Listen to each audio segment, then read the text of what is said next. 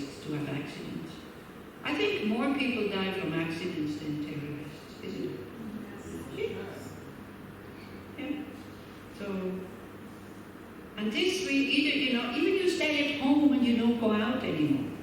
You can fall down the stairs or fall out of your bed or bang your head and you sleep in the bathtub or something like that. Or you get electrocuted by something or whatever. Death can find us anywhere. There is no place where you can, there's not one place on this planet where you can surely say, here death cannot find me. Nowhere. Even you, the richest person in this world, you will have to die. Even if all the armies of this planet are standing at your command, they cannot protect you from death. Even if you're such a good person that all the spiritual leaders and all the spiritual practitioners make prayers for you that you don't die, you will still have to die. Yeah, wow. Because also the body is very fragile. Do you see these points? So the first one, this is certain. We definitely don't live with this certainty that the time of death is uncertain. We don't live with that. Because otherwise, you would get obsessive, but you would put your things in order. I tried to, at one point in Tushita, I think for 2 weeks or something, I tried to do everything that so my death would not be a problem for other people. Leaving the door open, this and that, and having everything well cleaned up. But then I said, but they still have to throw the things away, clean up after me. So it's like, I cannot sleep out of this world so that nobody has to do anything.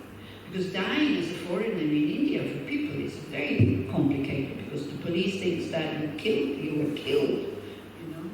So especially if you go to India, give people that you live with a certificate from the doctor that you're dying or something like this. Yeah, because otherwise there will be a police investigation. So also we had some nun who died in India in Lahore.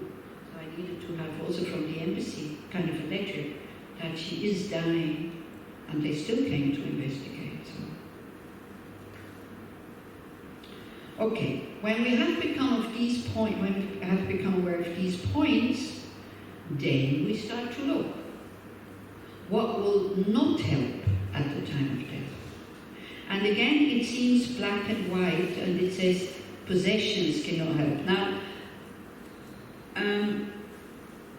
what it means, what will not help? It will not help you not to die.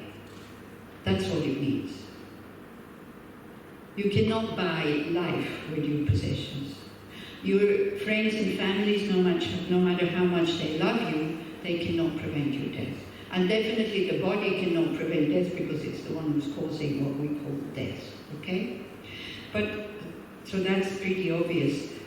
But what we also use it for is to see that a lot of our interest in life and a lot of our concerns are going into these three things.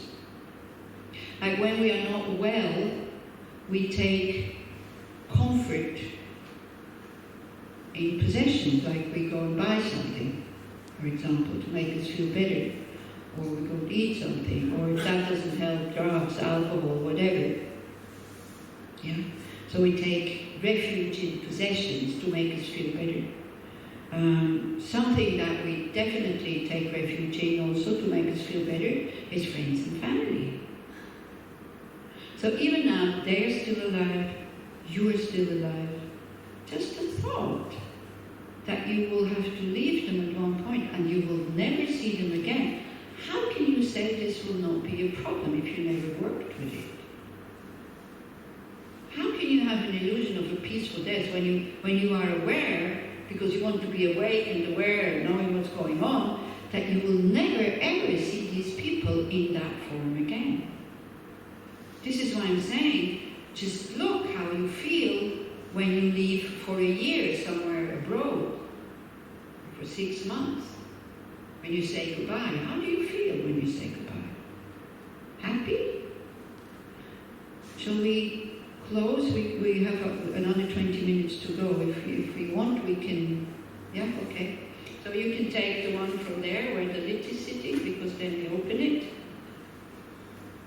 And we put that one there.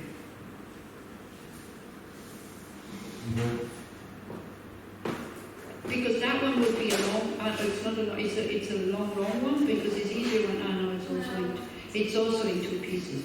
So if you have somebody who's very tall and then stands on a chair, it's quite easy actually. But you can also try and not standing on the chair, then it becomes more difficult. Bruno, va l'aider, mets-toi sur la chaise, s'il te plaît, sans coussin, parce qu'avec le coussin c'est trop dangereux.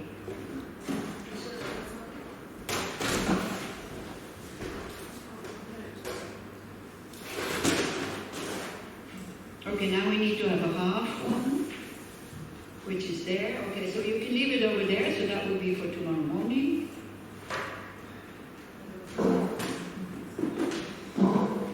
Okay. See, there's certain things we can solve the problems, and there's certain things that we cannot solve the problem. So if we can solve it, we solve it. If we can't, then we relax. So, you see, we have to be prepared for that pain. And if you have like unsolved things and a lot of regret, it will be very difficult to go and die. You know? It will still be painful.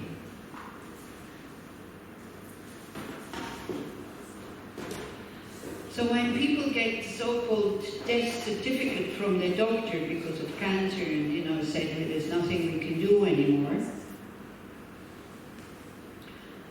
Okay, I am here talking, so they know what they're doing, so you can look at me, no need to look at them.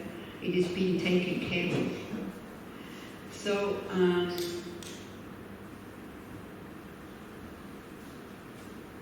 so it's really good, to be able maybe to thank them for having come this stretch of time, or spent this stretch of time with you, but to be aware at one point we have to leave. And again, people say it will spoil my relationship. No, it will not. Maybe at the beginning you will be sad, but when you get used to it, so it's really, this lady was ALS, and to see her husband, it's so beautiful to look at them, how they really concentrate on what is important and not what is not important. Yeah? It is so beautiful to see, and we can do that. We don't need to get these bad sicknesses. When we are aware, at one point we have to separate. Yeah? So, like for example, if a friend calls me up and says, I am traveling through Bern, I have 2 hours, can we meet? I'm not saying, oh, no, it's not worthwhile. But the 2 hours we spend really well.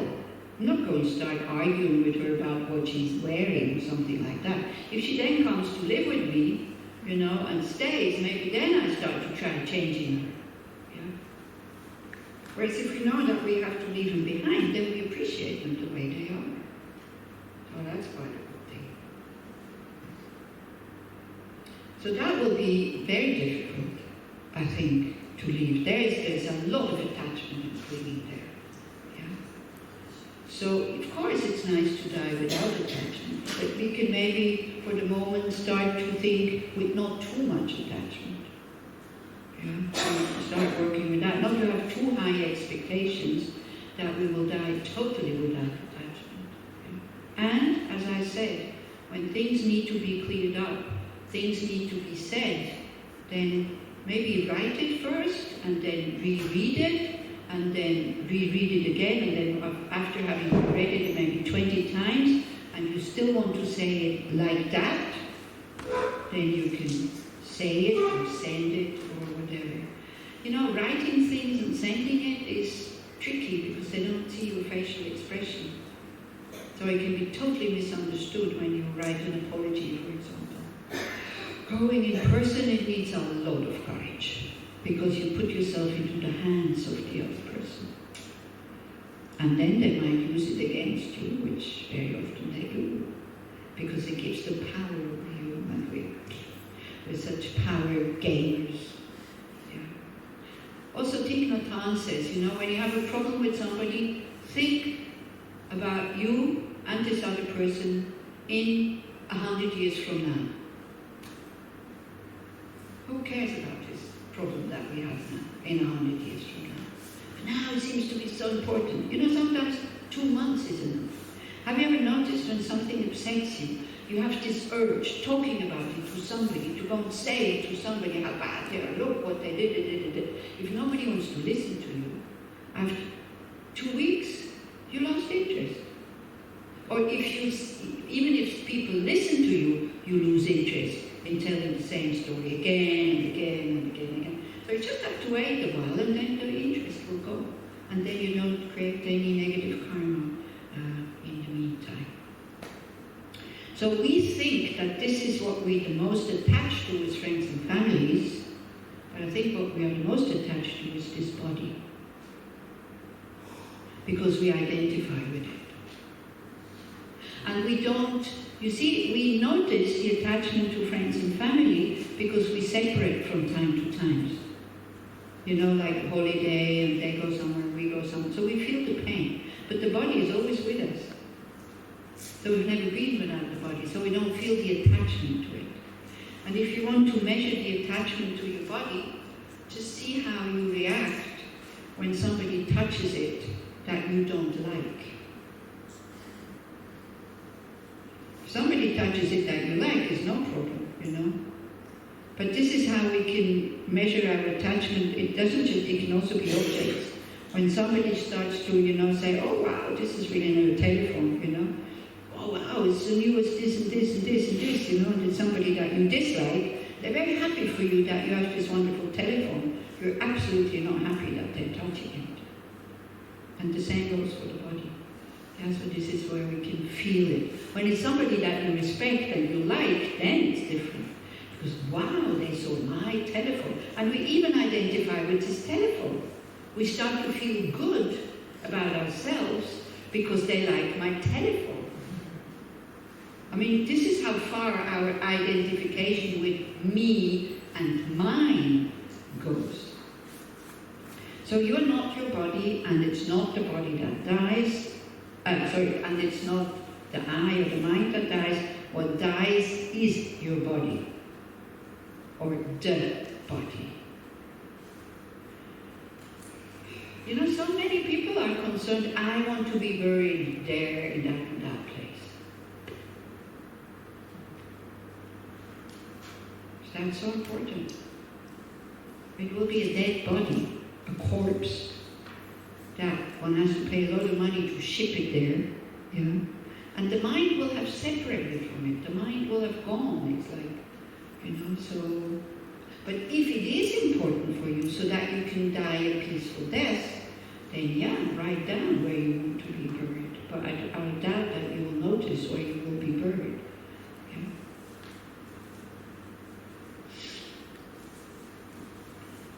Yeah. So these are the 3 things that are, while we are alive, we take a lot of comfort in them, we're very attached to them, but at the time of death, they collapse. Because you have to leave them behind.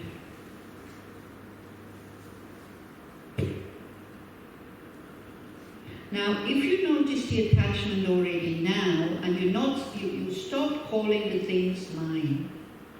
You try to see them as being on loan. You understand what I'm saying? So when you have something on loan, you use it. You enjoy it, you use it. But when it's time to give it back, you give it back. And you actually use it in a better way when you know that it's on loan than when you think it's yours. Because then you use it, because you know you have to give it back. Do you see what I mean? Yeah? So every time you go, my this, my that, just on loan. One point I have to give it back. So this is how we make the mind familiar that these are not mine. They're just borrowed for a while. Yeah? And so in what way can possessions help is when you have a lot of them. And you think, wow, how wonderful, now somebody else can enjoy that. That would be, then possessions become very helpful for you to have a peaceful death. I had a friend in Paris and she had leukemia, and she was not a spiritual practitioner. She was totally okay with dying.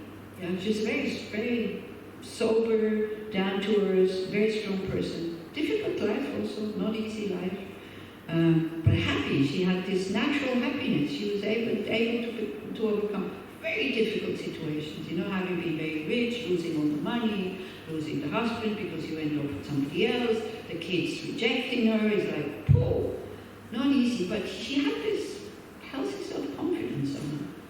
So then when she became sick, the kids came back. And she said, you know what? I don't mind being sick. I don't mind having leukemia. But my kids love me. Or they, at least they don't reject me anymore. It was really worthwhile to get that sickness, she said. And she meant it. So for her, having the affection of her children was more important than having a healthy body. And leukemia is heavy therapy. She did twice, the chemotherapy and the transplant. And she said, if I die, my daughter will get the apartment because she doesn't have any money, so at least she has an apartment. If I continue to live, I can continue to be helpful to her. Nice, no? It's possible.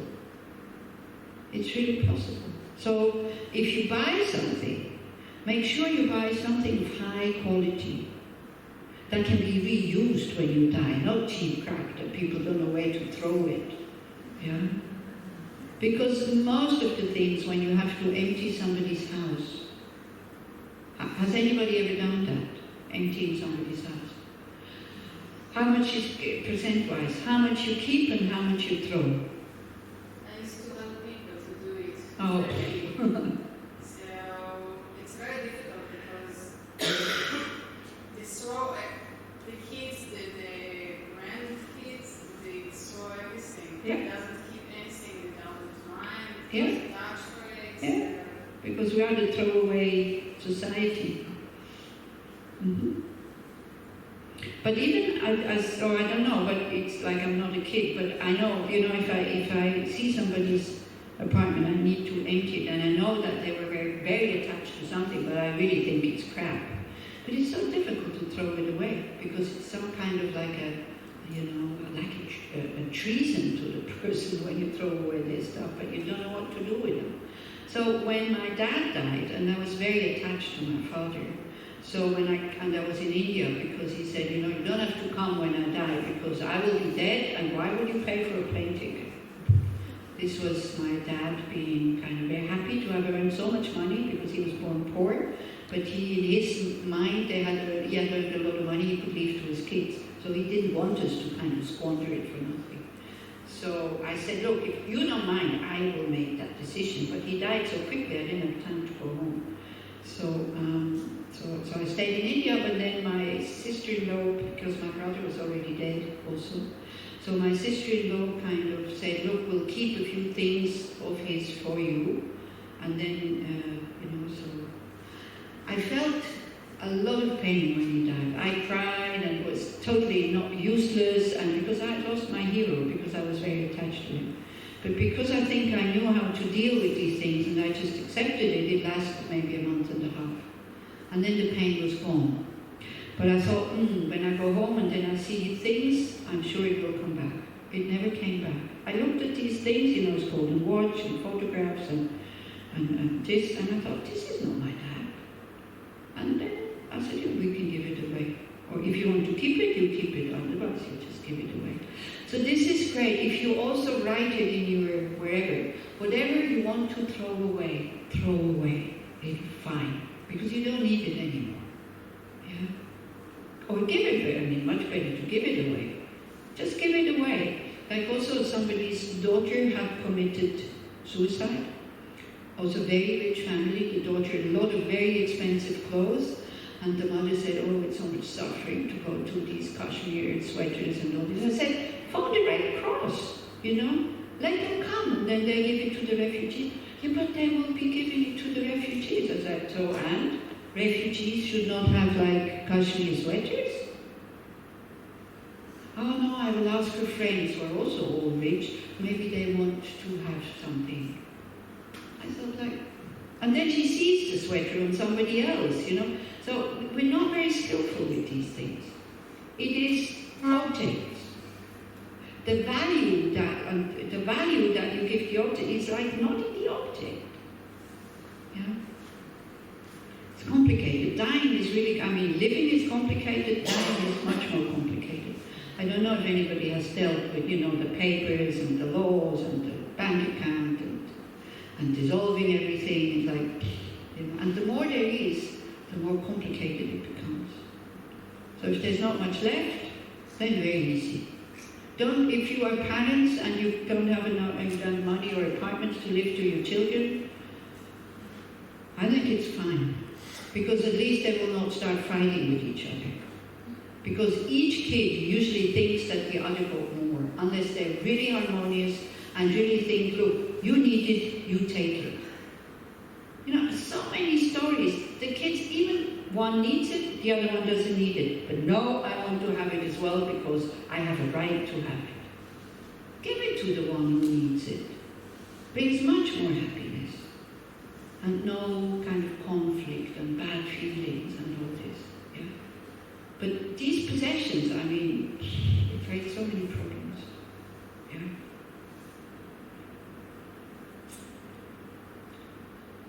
Friends and family can also help in a way that when you can leave them with, oh well, I think I was a good mother, I think I was a good father. Even if you were not, you need to be able to think that thought. No, I'm not joking, because dying with the guilty mind is not a good way to go. At least kind of train your mind to go, I did my best. Because that's what you did, you just couldn't do better. And if the kids don't cooperate, well, what to do? Very, very often they don't cooperate. Have you cooperated totally with your parents?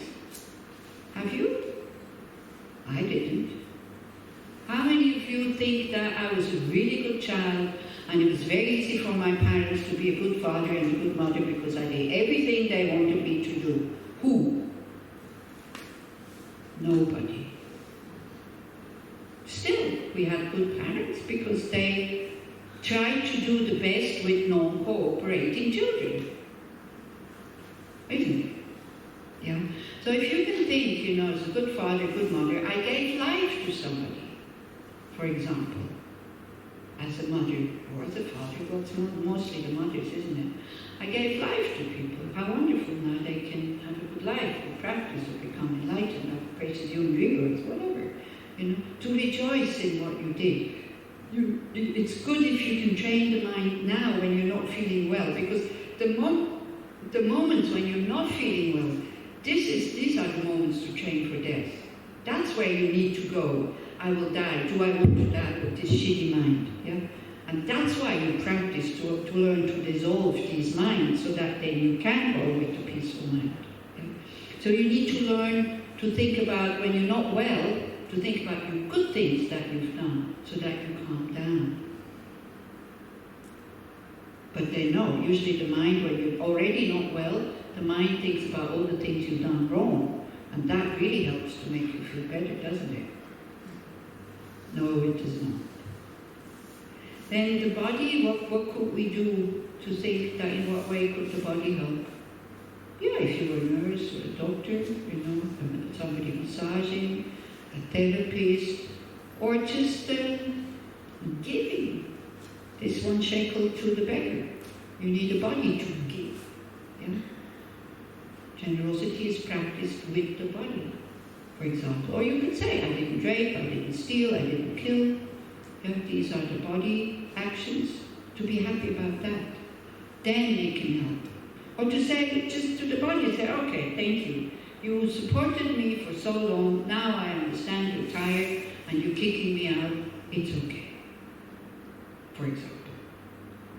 But try to find your own way, I'm just giving you a few ideas. Try to find your own ways and thoughts that help at the time of death to calm you down. Because at the time of death, when the mind is still connected to the brain, this is when we activate karmic imprints that throw us into another state.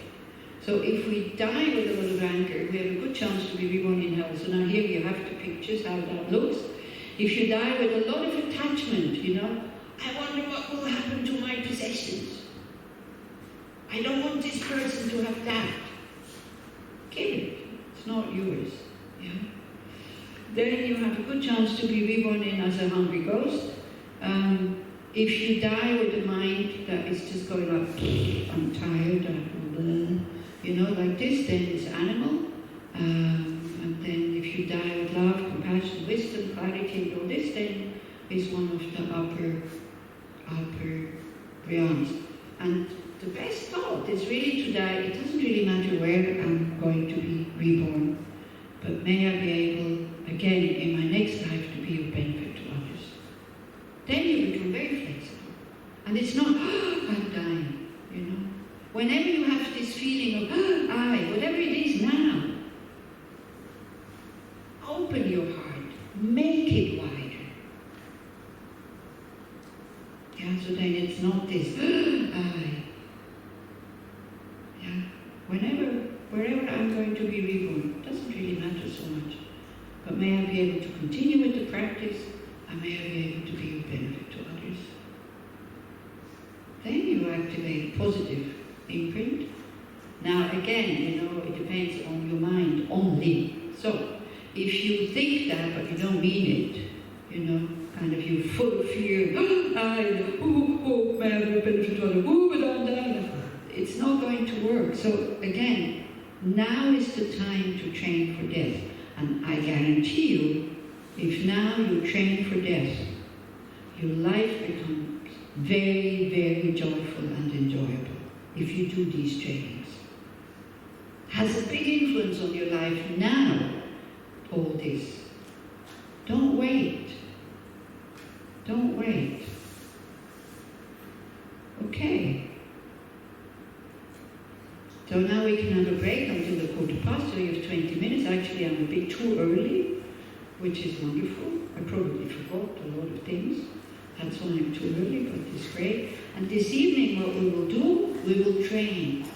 We will train what happens to the mind at the time of death, so that we're not getting too confused. And maybe even if you never do it again, maybe when you are in these death absorptions and in these appearances, maybe you have a memory of saying, oh, that's what she said there. And then you become aware and you become focused instead of, what's going on? Yeah, maybe. And also knowing about these death absorptions and appearances, it helps you to be with dying people when they describe what they're seeing, so you know what's going on. Yeah, but we'll do this tonight. Now you have 20 minutes break, and then when you eat this evening, try to eat your dinner with the awareness, this could be my last meal. And then just watch what is happening and let it happen. Opening, closing, stressed, sad, happy, whatever. Just observe. This could be my last meal. This is my last meal. How do I want to eat it? Okay? It's just training. Okay? Okay. So in here, we're silent. If you want to talk, it's out there. And then eating, of course, we also eat silently. In the rooms, also in silence. Thank you very much. If you have questions, write them down, put them in the basket. I'll answer them tonight.